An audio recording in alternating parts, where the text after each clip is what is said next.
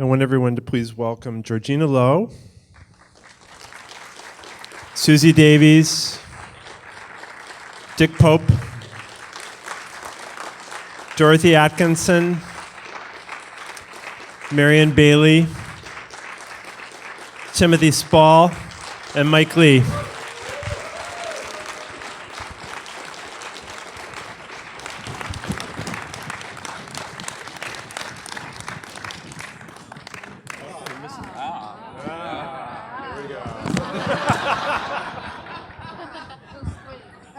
We happen to have no one's sitting on the floor.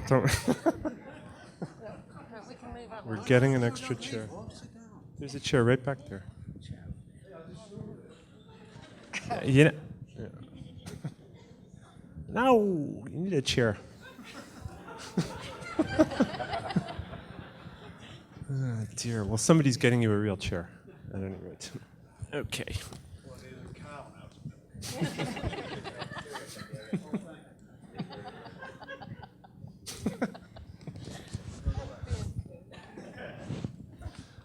Mike, I believe that this is a project that you had been wanting to do for a while. Sorry, I believe that this is a project that you had been wanting to do for a while, that's been on your mind for a while. So I'm wondering if you could start by telling us why you wanted to do a film about Turner.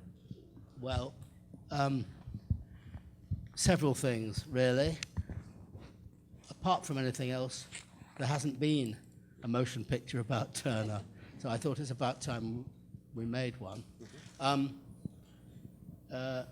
He is a great painter. He's one of the great painters in the world, and he's obviously the greatest of the English painters. His work invites a movie. It is cinematic. And the more I looked into it, the more I realized that the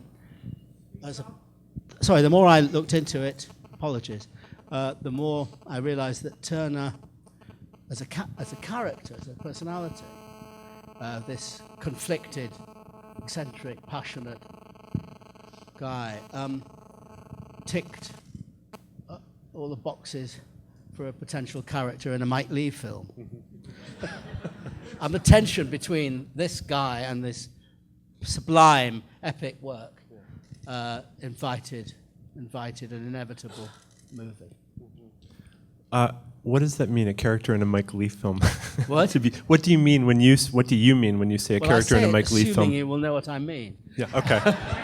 That's to say, a complex, vulnerable, strong, weak human being like the rest of us. Mm-hmm. That's what I mean. Okay. And Tim, I'm wondering if you could talk about how you found the body language for Turner, which is very, very particular and really personal. Well, there's a process that is of Mike's invention and the way he works, where you go through together. He does it with all of his films and all of his actors. It's collaborative, and you build a character up from nothing to something through using various human beings as templates. And then in this case, it was bringing the character that you were creating organically and physically in union with what you were learning about the extant material that was spoken about him. So that's what that was about, and his physicality and his earthiness and his visceralness and oddness as a man in conjunction with this beautiful, fantastic, sublime work was a very interesting thing to delve into. Obviously, all of us can talk about immense amounts of research that we did in all kinds of ways. One of the things, we gathered that he kind of grunted and things, but we also gathered that he could be very articulate and, was well-versed in the classics and so forth. So all of that fed in, didn't it?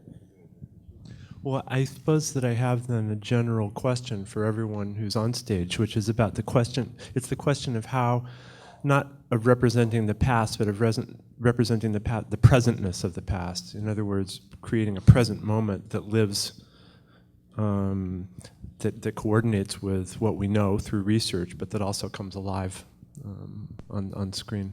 Maybe we could, yeah. Well, I guess from the acting point of view, you're not acting the past, you're just acting the moment Right. for the character, Yes. as with any other character, and because you've gone through the process that Tim's talked about, you feel very grounded and solid when you're working with Mike. You kind of step on to the set on your first day with a good sense of the character and how it feels to be that person, and of course you are always in the present. The period language is another thing. We all did various research.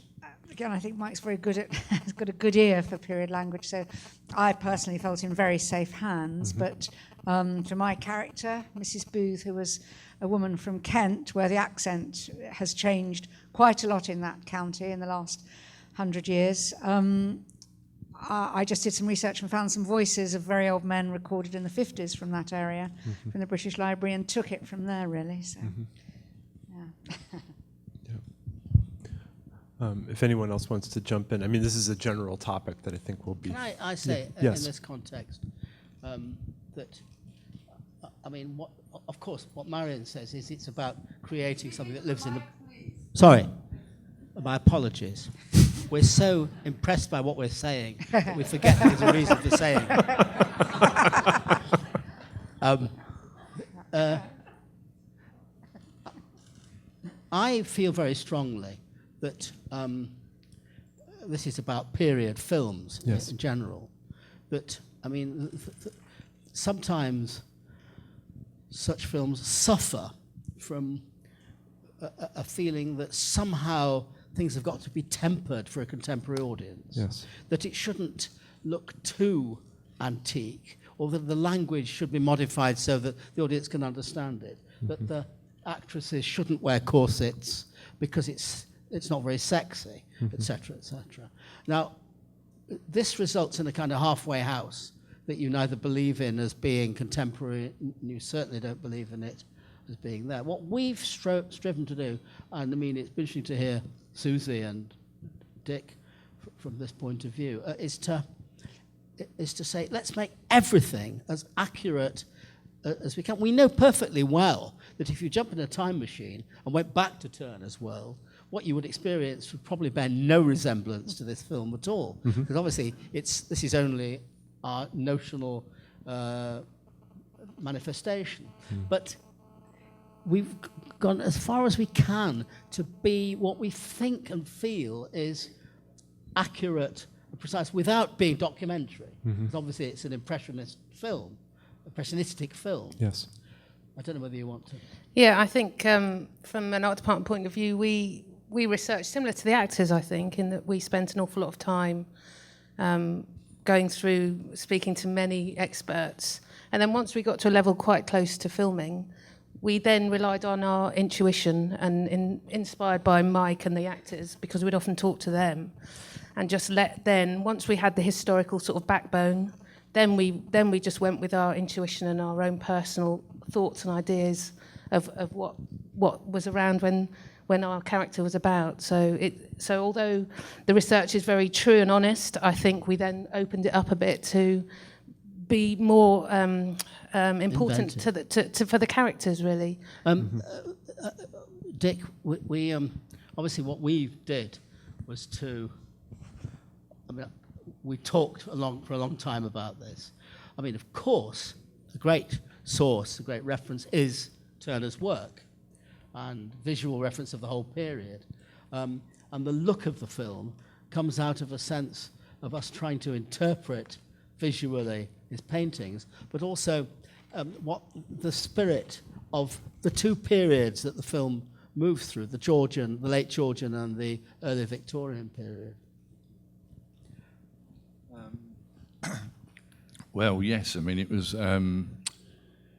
less reproducing the work, more evoking the spirit of what he was looking at, of what he was seeing, what inspired him to journey to Margate, for example, in the first place, which was which was and still is, obviously that's not changed, famous for its light and famous for its wonderful sunrises, etc. there. So it was evoking that. What drove him, in a way, drove us. And certainly trying to evoke that spirit of all, and there's a lot of it where we're looking through his eyes, across his shoulder.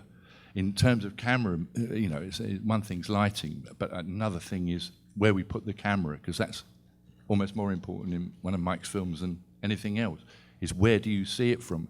And a lot of the vantage points in the film are looking from Turner to what he's observing.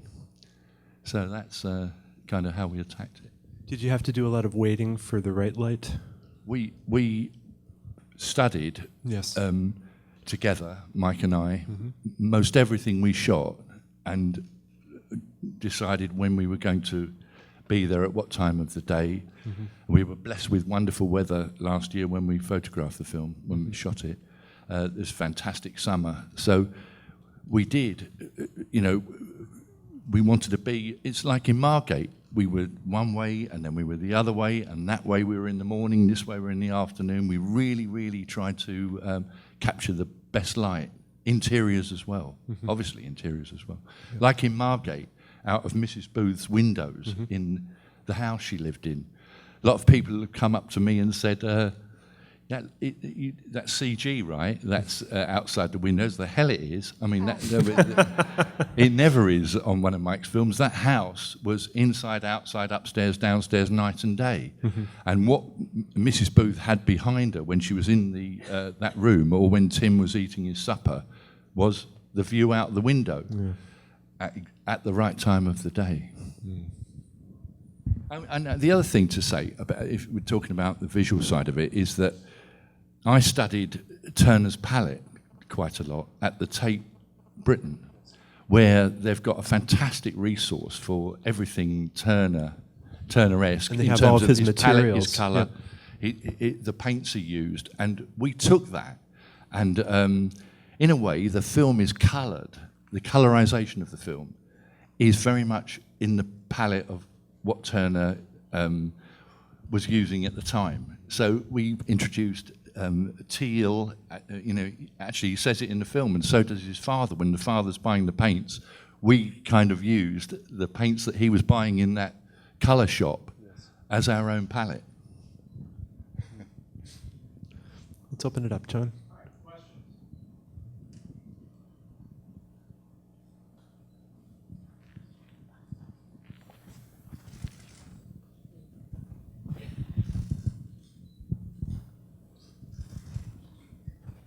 A question for Mike Leigh. I was just wondering if you could say something about your attitude towards John Ruskin. It was surprising. Where are you? Where are you? Right here. I can't see it. Oh, thank you. A distinguished French film critic, whom some of you probably know, took great offence at the portrait of Ruskin when we showed the film at Cannes, because he thought it was an attack on critics in general. And since we are in this august gathering, I'd like to announce that is not the case. That was not the intention. We just started to look at Ruskin and his relationship with his parents, the way he was cosseted and protected and spoilt, and he was a kind of prig. And it just seemed natural to, Turner was he not? He was a great supporter of Turner, and although went through a negative patch, Turner kind of tolerated him and took the piss out of him a bit, didn't he? Really? Yeah, I think Turner's relationship with Ruskin is interesting, because Ruskin really did, in a sense, was the person who made him, in a sense, the distinguished artist, remembered as a distinguished artist in his life, and set the seeds for what we remember him as being this great poetic artist, as well as, you know, a genius pictorial artist, the fact that he's a master of the sublime. But I think Turner, what anybody said, whether they were being nice about him or whether they were being horrible about him, he thought they should mind their own bloody business. I think he had quite a sort of, you know, performers, writers, actors, directors, everybody who's involved in presenting things that have to be, you know, out there for people to look at and enjoy, loathe, love, criticise, or spit at, or whatever they want to do. I think always have this feeling that they want the love, they want people to love it, but in a certain way, there's a privateness about it. So, but Ruskin was the first modern critic of his time, in a sense, where he became more or less a celebrity. And I think without him, I think Turner really liked the fact that he put him up there, but he really felt like he should have just minded his own business. It's odd. Apart from that, it just seemed a good idea to make Ruskin into a comic character. It's good for a laugh, you know. Mike, you're funnier than critics say. Congratulations on a wonderful film. Which critics don't think I'm funny? Where are they? Come out. I love the scene where he refuses to sell his paintings and talks about the importance of free public art galleries. What do you and Tim hope that audiences take away from the film?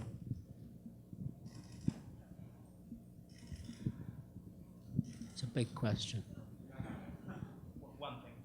It's a very difficult question to answer without being very obvious. I mean, it's apart from anything else, people might go away and look at Turner's paintings, but it's too big a question to answer without being tautological, really. Can't hear you.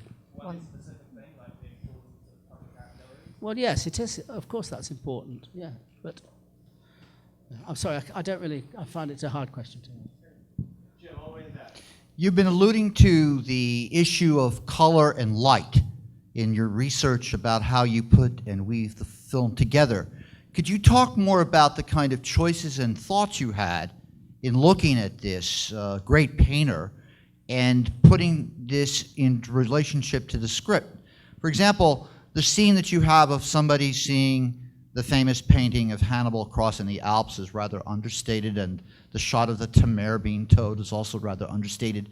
But could you go more into the kind of choices and conflicts you had about that importance of this with Turner as a painter and an artist? Just could you give him the microphone back? Because could you expand the question so that I'm clear on what you really are asking me? Well, you're dealing with a painter who influences Monet, influences Impressionism, Yes. etc., whose importance is essential to this day. And when you're looking at choosing scenes with light, with color, you're making choices about how you're depicting this. The other gentleman was talking about looking and creating scenes with the teal in it, etc. And I just wanted to get a sense of further how you were thinking about this in the process of doing this film. You mention the point at which they look at the painting of Hannibal crossing the Alps. It's important that most painters, or many a painter, should we say, would fill the canvas with elephants. Turner, in making Hannibal and his elephants tiny in the distance, dwarfed by eternity and the epic landscape and the elements, is making an implicit statement about, I mean, in the scene, Turner actually says hubris.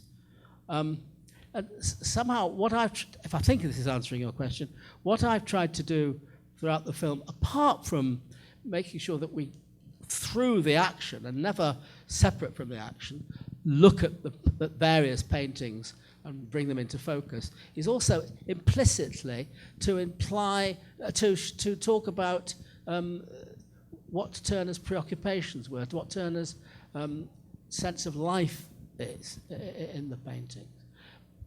It's one of those questions that there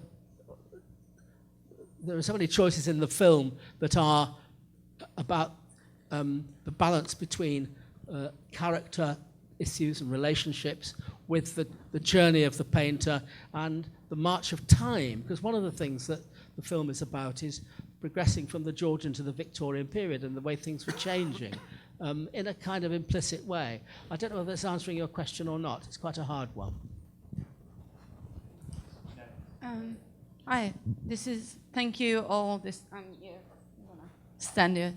This is a beautiful movie, so congratulations on this achievement. I was wondering if the moment in which Turner realizes that his art is no longer relevant is not in the theater when he's being mocked, but when his photograph is being taken, and this beautiful thing when he's being introduced to the camera. And I wonder if you can talk a bit more about this idea of medium specificity. Medium specificity and painting and cinematography, and would you argue that the photography killed painting to some extent? Well, I don't think anyone here would suggest that photography killed painting, but there's obviously the main principle of what Turner anticipates, which is probably true, is that it affected the nature of painting and the scope and possibilities of painting. You could argue, contrary to what you're saying, not that it killed painting, but that it stimulated painting. But I think, personally, what's interesting about Turner's discovery and, or if you like, collision with photography, and I think he's being reflective. I'm just don't know whether you agree to him. He's being reflective when he says, he sees that it will affect painting. For me, what's interesting is that before Turner came across photography in the late 1840s, he'd got there. He'd been there already. He was already, reference to the last question, he was already anticipating the Impressionists, anticipating 20th century art. He'd already challenged the figurative status quo. And I think that's what's interesting. So don't you think he's reflective about where it will go, rather than seeing it as a cataclysmic challenge? Yeah, I think he definitely is concerned that of the possibility of how far it will go, and who would have known how far it would have gone. If it hadn't gone as far as it did, we wouldn't be here talking about a film, would we? So, I mean, I think, but like a lot of the other things new in the world, he was wary of it, but he embraced it, and I think he would probably have come to the conclusion himself that in the end, that photography, it's always going to be something that is pictorial, and it's going to be something that captures something that is there, whereas painting is emotional. Not to say that great photography isn't emotional, but painting is, and particularly romantic painting, I don't want to be in any way teaching grandmother to suck eggs here, but romantic meant your passionate and poetic response to what you saw and felt, rather than just the picture it was. And I think Turner would have made that distinction, but he would have also been afraid of it to a certain degree. But in reality, we didn't have time to tell it. He went back to that studio, discussed with length about optics, about what this young man was trying to achieve, took a great interest in it. And then as soon as the man found out he was a painter, he never saw him again. Like he does with lots of people. As soon as they found out who he was, he just went out the back door, and that was it. Thank you. Hi, I'm Dean Treadway. I'm with Movie Geeks United. First of all, let me just say, as always, you deliver. Always. For me, you're the best. I want to ask Timothy, how much did you get into in preparation, physically for the role? How much did you get into actually drawing and painting, and the details of that? I know that that's a very complicated process. So, well, Mike set me the task when he said he was going to think about making. This film was called Untitled 2013 when we made it. All of Mike's films are named after the year. He asked me to do it properly in 2010, and I said yes. And he said, "Don't get too excited. We haven't got the money. We don't know whether it's going to happen or not. But are in principle you prepared to do it?" I said yes. And he said, "Also, would you mind starting to learn how to paint?" Which I did. So I spent 2.5 years learning how to paint. So I got quite heavily into the whole process of that, and I was taught by a brilliant guy, portraitist and teacher called Tim Wright, who took me through all the disciplines up to the point where I was able to actually do a full-size copy of a Turner painting, the snowstorm steamed off a harbour. I couldn't do it again, but somehow I managed to do it then. So I did do a hell of a lot of preparation for it, yeah. do you think it's something that you're going to keep up doing? I haven't been able to pick up a brush since we stopped shooting. So it's, no, it was, I think I'll leave it at that. If it comes back again, it will be another thing. Yeah. I'm here. Hi. I'm here, but I don't know where you are. In the middle. Hi.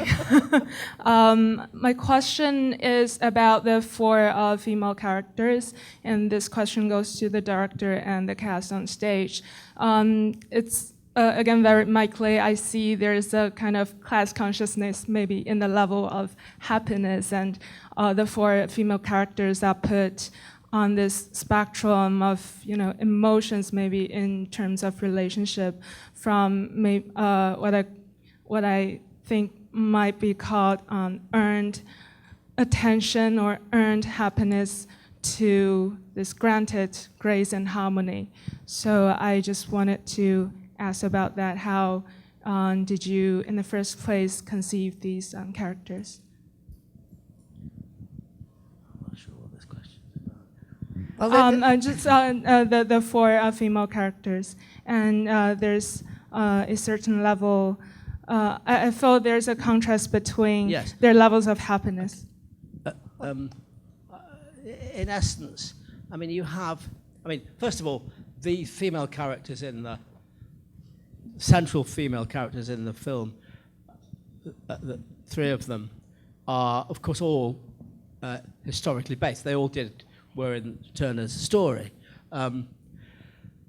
Obviously, you have his relationship with his one-time partner, who was the mother of his illegitimate daughters, with whom he has all of whom, to a great or lesser extent, he has a dysfunctional relationship with.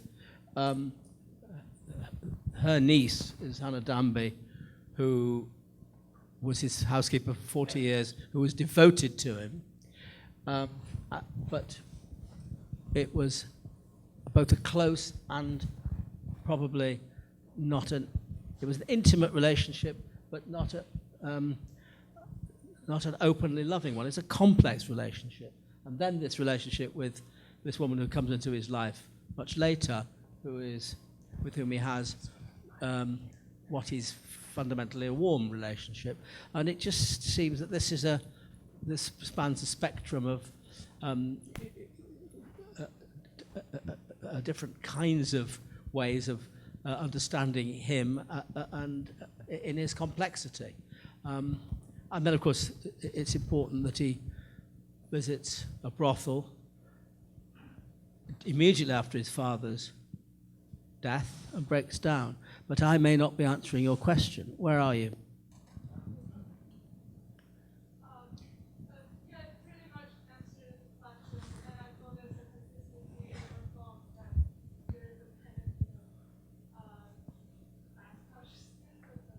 Yeah, okay. I don't think there's a class consciousness particularly. Is there? I mean, I think, yes, I think with Mrs. Booth, of course, Turner was born into he was a working class London lad, and Mrs. Booth was a working class woman. I don't know about the background of the Danbys, but the other female character that echoes throughout the film, although she's not explored directly, is, of course, Turner's mother. And that's just there in the background. It's alluded to. But obviously that is a very dark story that's always throbbing in the background, I guess, of Turner's life. She was, in fact, she went to Bedlam, and I mean, these days, I suppose, well, I won't go into diagnosis of what was wrong with her, but she was a violent woman, and it had been a very dark and distressful thing for the young Turner. And of course, the other woman that we do meet in the film is Mary Somerville, with whom he has a completely equal, engaging, curiously intellectual relationship, where together they explore ideas with enormous freedom and equality.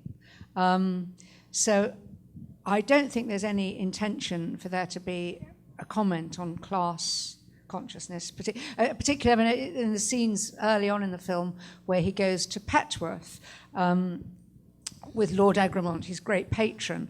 And one of the things I love about it, and perhaps that period in England, Georgian England, before it moved into the slightly more respectable, repressed Victorian era, was that all these classes of people could meet up in the Lord's house, and there was a sort of equality about it.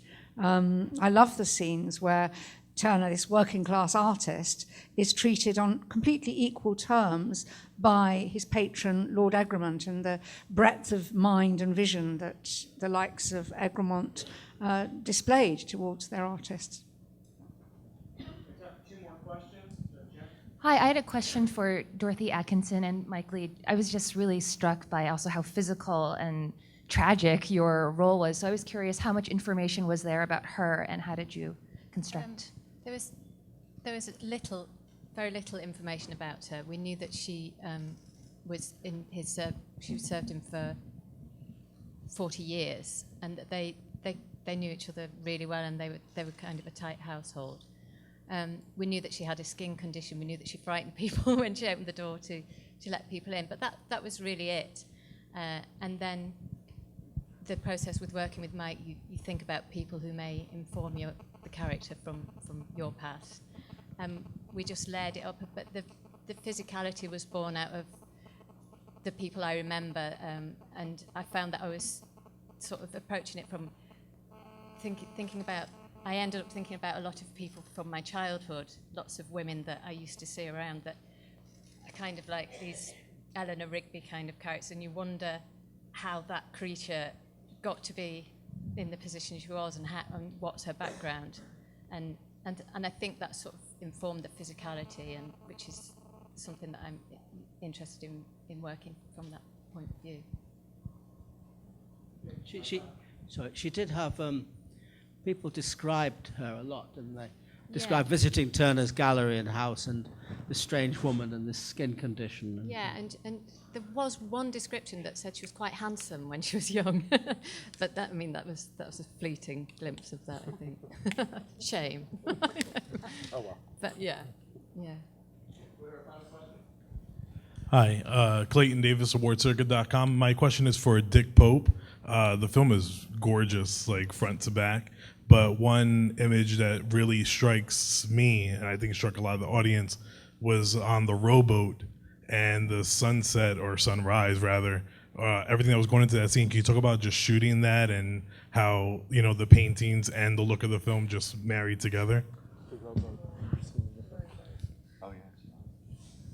Well, we shot that almost where the Temeraire was pulled up the Thames. We went to the Thames estuary, and we shot it very late in the evening, just on the cusp of sunset, and we were blessed with the most fantastic sunset, and the actors and the whole landscape was imbued with this beautiful light, and it was almost in the same place as the painting is depicted. Bringing the Temeraire up the Thames to be broken up. But then these magical guys back in London with our collusion, created the physically moving Temeraire. CGI, which I hope you found completely believable, because I do. Yes, we provided everything else. The guys in, but they provided the temeraire. I want to thank you all for coming. Thank you.